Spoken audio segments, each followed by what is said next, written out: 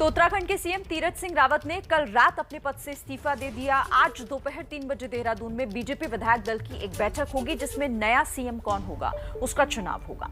अगला सीएम चुने हुए विधायकों में से ही एक होगा। ये तस्वीर शुक्रवार रात 11:15 बजे की है। तीरथ सिंह रावत बीजेपी नेताओं के साथ राजभवन पहुंचे और राज्यपाल बेबी रानी मौर्य को अपना इस्तीफा सौंप दिया। लेकिन इस तस्वीर के सामने आने से पहले तक दिल्ली से लेकर उत्तराखंड में दिन भर सियासी गहमागहमी बनी रही। एबीपी न्यूज ने पहले ही बता दिया था कि तीरथ सिंह रावत की कुर्सी जानी तय है। पार्टी अध्यक्ष जेपी नड्डा को इस्तीफा सौंपने की खबर भी एबीपी न्यूज बता चुका था। इंतजार था सिर्फ उनके राजभवन जाने का और ये औपचारिकता भी देर रात पूरी कर दी गई। चुनाव आयोग के कारण 151, 164 धारा के अंतर्गत जो एक संवैधानिक संकट था और उस संवैधानिक संकट के कारण उन स्थितियों को देखते हुए मद्देनजर रखते हुए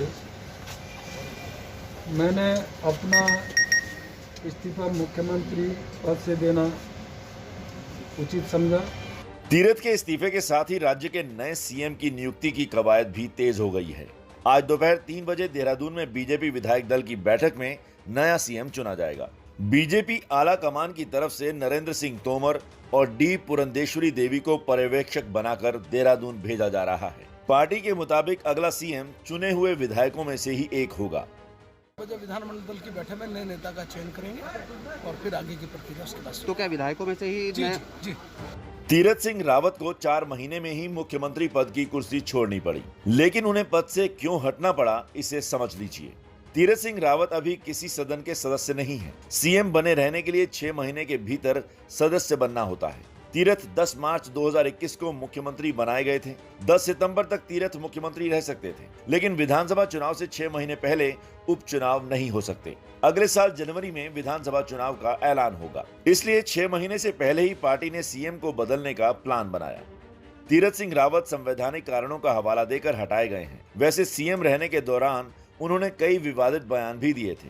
लड़कियों की जीन्स पर दिए बयान से उनकी और पार्टी की काफी किरकिरी हुई थी। उत्तराखंड में बीजेपी तीरथ सिंह रावत के नाम पर चुनाव नहीं लड़ना चाहती थी, लेकिन कांग्रेस के मुताबिक बीजेपी चाहे जिसे सीएम बना ले, जनता उससे हिसाब तो मांगेगी ही।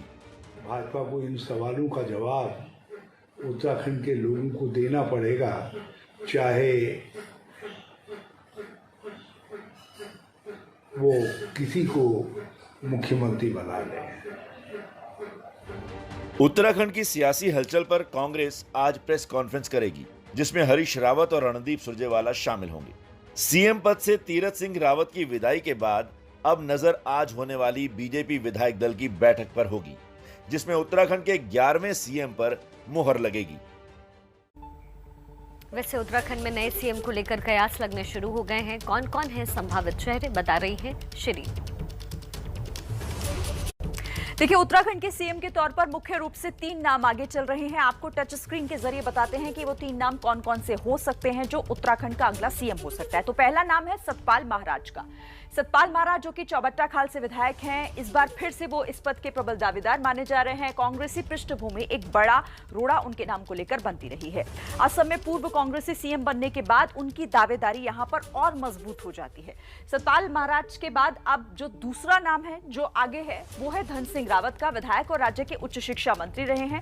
इसके अलावा लंबे समय तक वो आरएसएस से भी जुड़े रहे हैं, राम मंदिर अभियान से जुड़े रहे हैं, उत्तराखंड राज्य के निर्माण के अभियान में बढ़ चढ़कर हिस्सा भी ले चुके हैं। तीसरा नाम जो उत्तराखंड के सीएम की इस रेस में आगे है वो नाम है अजय भट्ट का। नैनीताल उधमपुर सीट से मौजूदा सांसद हैं अजय भट्ट। अजय भट्ट का परिवार भी जनसंघ से जुड़ा रहा है। 1985 में भारतीय जनता युवा मोर्चा से जुड़े रहे।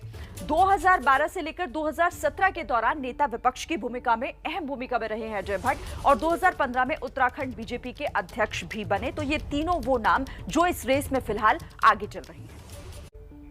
तो उत्तराखंड की राजनीति के लिहाज से आज का दिन बड़ा रहने वाला है। हमारे साथ जुड़ रहे हमारे संवाददाता नीरज पांडे।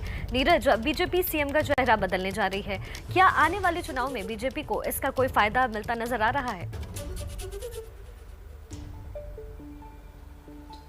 देखिए, फायदा तो कोई दिखता नज़र नहीं आ रहा है, लेकिन चूंकि अब संवैधानिक संकट इतना बड़ा है कि आप कुछ कर नहीं सकते, आपको वो चेंज करना ही करना है, क्योंकि उत्तराखंड की स्थिति ऐसी हो गई है कि आप उपचुनाव हो नहीं सकता है, जो संवैधानिक प्रक्रिया है उसके तहत आप आगे बढ़ नहीं सकते। तो अब आपके सामने ऑप्शन ही यही पड़ रहा है कि या तो आप किसी विधायक को मुख्यमंत्री बना दें या फिर इनको हटा के किसी और को मुख्यमंत्री बनाएं। तो एक बात तो तय है कि इनका हटना अब तय है, क्योंकि उपचुनाव जब हो नहीं सकता, एमएलसी की कोई ऐसी व्यवस्था नहीं कि उत्तर प्रदेश जैसी यहाँ पे एमएलसी से आप चुनकर किसी को लाएं।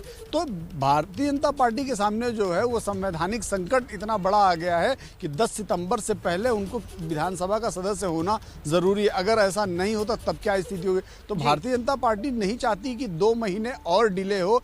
जो फैसला आपको 2 महीने बाद करना है उसको आपने 2 महीने पहले ही कर लिया, ताकि जो भी मुख्यमंत्री बने कम से कम उसके सामने अगले 6 महीने 7 महीने का इतना टाइम हो कि वो कम से कम प्रदेश की स्थिति को सुधार सके, पार्टी की स्थिति को सुधार सके और इस स्थिति में ला सके पार्टी को कि अगला चुनाव फिर से जीत सके या अगले चुनाव में एक मजबूती के पार्टी की बातों को रख सके। तो भारतीय जनता पार्टी उस दिशा पर दरअसल काम कर रही है और यही माना जा रहा है, यही एक कारण माना जा रहा है कि भाजपा के जो 2-3 नाम सामने आ रहे हैं उनमें से एक ऐसा नाम चुनने की कोशिश की जाएगी, एक ऐसा नाम चुनने की कवायद होगी जिससे कि पार्टी अपने जो जिन उद्देश्यों के साथ आगे बढ़ी थी उसको पूरा कर सके। अच्छा, तो ये एक सबसे बड़ी, आज 3 बजे विधायक दल की बैठक बुलाई गई है पार्टी मुख्यालय में।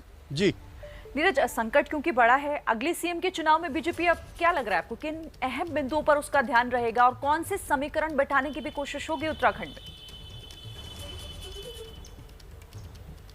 देखिए, 2 बहुत महत्वपूर्ण समीकरण हैं, किसी भी राज्य में होते हैं। एक तो सामाजिक समीकरण यानी कि जातीय समीकरण जो है वो सबसे महत्वपूर्ण होता है।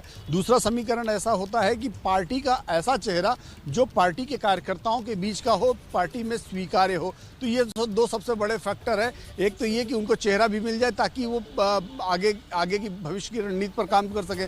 दूसरा ये कि वो चेहरा वो हो जो पार्टी के लोगों को सूट करे, यानी कि आपके कार्यकर्ताओं को सूट करे, आपकी जातिगत समीकरण को सूट करे।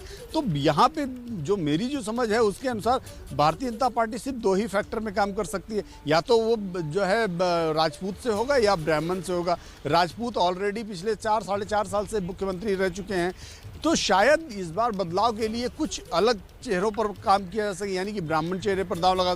ब्राह्मण चेहरे पर 2 बहुत महत्वपूर्ण नाम आते हैं सामने, लेकिन वो दोनों मेंबर ऑफ पार्लियामेंट हैं। यानी कि अगर अजय भट्ट की बात करें तो वो भी प्रदेश अध्यक्ष रह चुके हैं, एक बहुत ही कॉमन फेस है, पार्टी के लोगों में स्वीकार्य है। दूसरा जो सबसे बड़ा नाम है इस समय वो राज्यसभा सदस्य हैं अजय बलूनी, और पार्टी में मीडिया सेल का प्रभार देख रहे हैं, केंद्रीय मीडिया सेल में। तो ये 2 महत्वपूर्ण चेहरे हैं। निशंक की बात करें तो तीसरा नाम निशंक का ले सकते हैं, लेकिन निशंक जी की तबीयत बहुत खराब है तो शायद वो उन्हें पार्टी कंसीडर न करे। तो ये 2 बहुत महत्वपूर्ण नाम है। नीरज, तो ये संभावित चेहरों की बात नीरज लगातार कर रहे हैं और श्री आज पूरे दिन उत्तराखंड में जो सियासी हंगामा है उस पर हमारी नजर लगातार बनी रहने वाली है।